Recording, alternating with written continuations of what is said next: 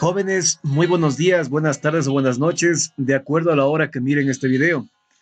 Bienvenidos una vez más a un siguiente periodo de nuestra historia republicana, 1972-1979, la época de las dictaduras militares.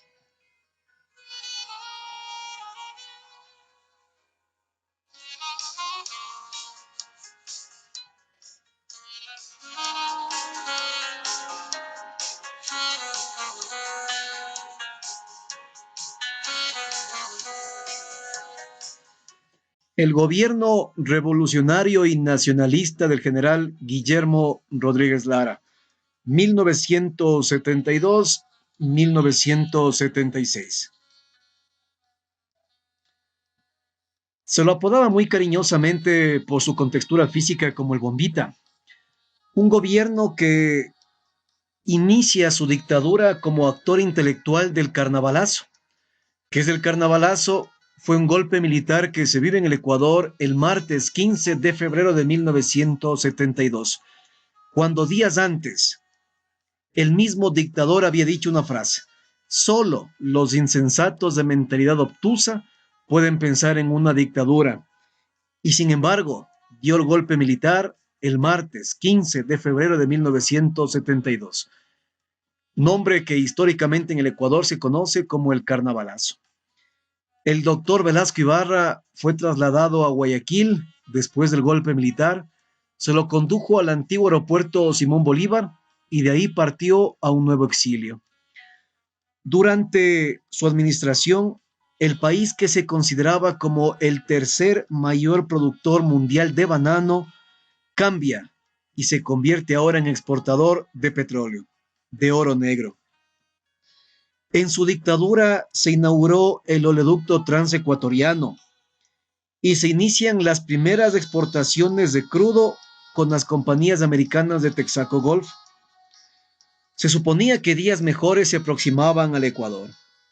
Se asegura que el ingreso por las divisas petroleras fue de tal magnitud que en la época del dictador ingresó al presupuesto nacional del Estado 20 veces más que el que tuvo Galo Plaza Lazo, 15 veces más que la que tuvo el doctor Velasco en su mejor periodo, 52-56, y 5 veces más que el de la Junta Militar que estuvo en el Ecuador del año 63 al año 66. Nuestro país, con sus escasos 250,000 barriles diarios, ingresó con bombos y platillos a la Organización de Países Exportadores de Petróleo, OPEP, mientras que los colegas países exportaban más de 1 millón de barriles, como era Arabia Saudita y Venezuela. Sin embargo, un hecho muy curioso de esto: el petróleo en el Ecuador sirvió para hacer más ricos a los ricos y más pobres a los pobres.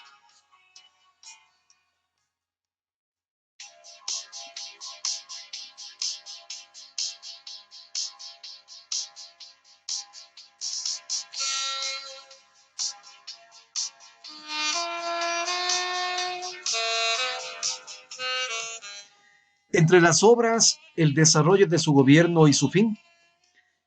Entre obras está la creación de la Corporación Estatal Petrolera Ecuatoriana, siglas CEPE, encargada de explotar, industrializar y comercializar el crudo ecuatoriano.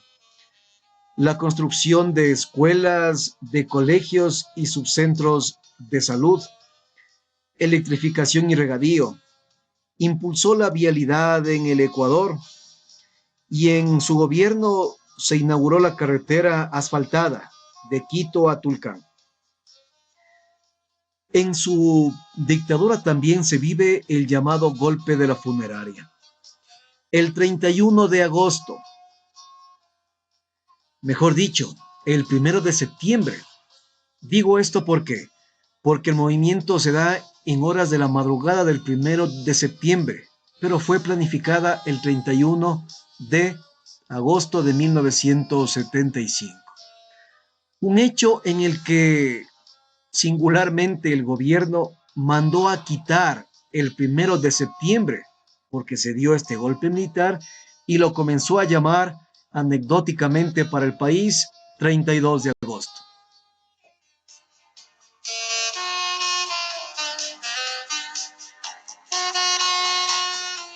¿Y por qué el nombre históricamente del golpe de la funeraria?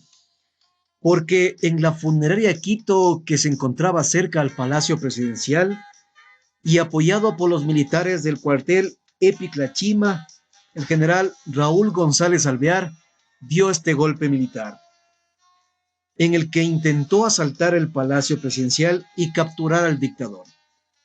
El bombita escapó de un milagro y se dirigió a Riobamba, donde pidió ayuda a la división blindada en Riobamba, cuyos tanques llegaron hasta Quito y entraron triunfalmente en la capital.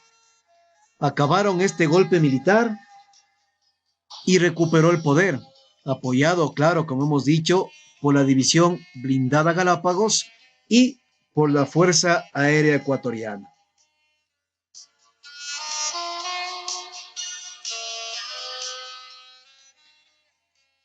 La situación se hizo más caótica. El dictador autorizó el alza del transporte urbano y del azúcar, medida antipopular que levantó al pueblo en pie de guerra contra la dictadura. Estamos a inicios de 1976 y era Vox Populi que las Fuerzas Armadas habían pactado con el dictador para que éste abandone el cargo una vez que cumpla un compromiso social que éste había hecho con las Fuerzas Armadas. Era que le permitan realizar el matrimonio de su hija en Palacio Presidencial. El sábado 10 de enero, aproximadamente a las 7 de la mañana, el dictador, con honores militares de un grupo de sus partidarios, abandonaba el Palacio Presidencial. Y aproximadamente a las 9:30 de la mañana, el ex dictador bailaba y festejaba su caída en la plaza de Pujilí, sitio del cual él era nacido. Foto tan simpática, entre comillas digo tan simpática, porque es una burla para el Ecuador, que dio al vuelta al mundo en singular escena.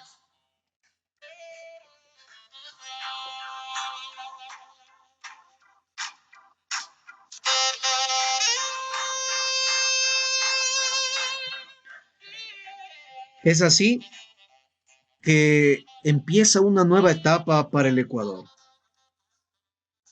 El Consejo Supremo de Gobierno 1976-1979. Un Consejo Supremo que estaba formado por las tres ramas de las Fuerzas Armadas: la Armada Nacional, el Ejército Ecuatoriano y la Fuerza Aérea. Estas formaron el Consejo Supremo de Gobierno, cuyo juramento al entrar al poder era retornar al régimen democrático en un plazo máximo de 2 años, el cual no lo cumplieron. Entre los hechos que se comenta acerca del Consejo Supremo de Gobierno, los vamos a catalogar en positivos y negativos. Entre los positivos, se dice que la obra fundamental del triunvirato militar era precisamente un plan que permite al Ecuador retornar a la vida democrática. Que en honor a la verdad, y quien lo niega, los triunviratos sí tuvieron el sentido, por lo menos, de concretizar la fecha del retorno al régimen constitucional, que dio inicio con la cedulación de nuevos ciudadanos y la recedulación de los que obviamente no lo estaban. Una vez que se concluyeron los trabajos de vializar esta fecha, el régimen convocó a una consulta popular mediante el referéndum que se vivió en 1978. Algo así de 1.600.000 ecuatorianos se acercaron a las urnas a sufragar. ¿Y cuáles fueron las postulaciones de la consulta? Una nueva constitución, la cual fue aceptada por el 42% de los ecuatorianos.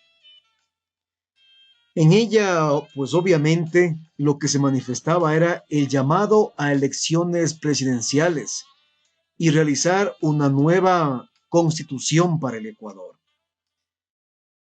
Entre los hechos negativos de la dictadura de 1976 fue el caso Banco La Previsora, el cual se le salvó de una inminente quiebra. Lastimosamente, este hecho se verá a futuro con el salvataje bancario que se vivió en el gobierno de Yamil Maguad. Pero aquí comienza el caso, aquí comienza el caos para el Ecuador cuando el Banco La Previsora se convierte en estatal, porque se la salvó de la inminente quiebra.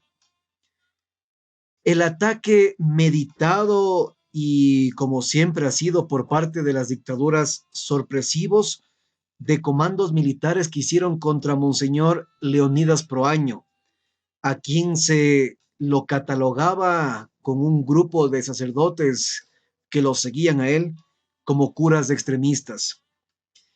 Y el ataque al llamado fiscal del pueblo está entre comillas porque era un abogado muy reconocido en el Ecuador.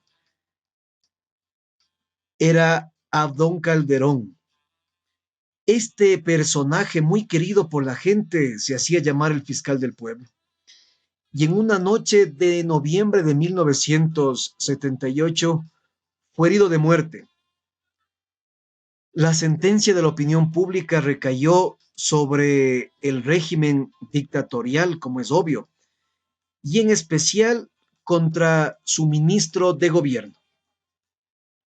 Un hecho que a la postre se lo catalogó como un crimen de Estado.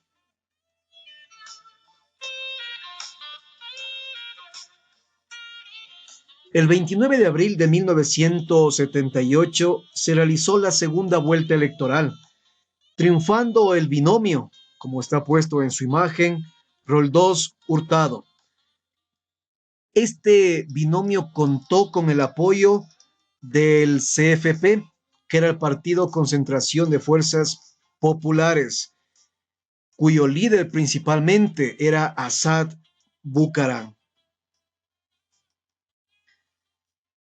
En un próximo video, jóvenes, vamos a hablar del retorno democrático 1979 hasta el día de hoy, año 2020. Muchísimas gracias por su atención. Buenos días, buenas tardes o buenas noches.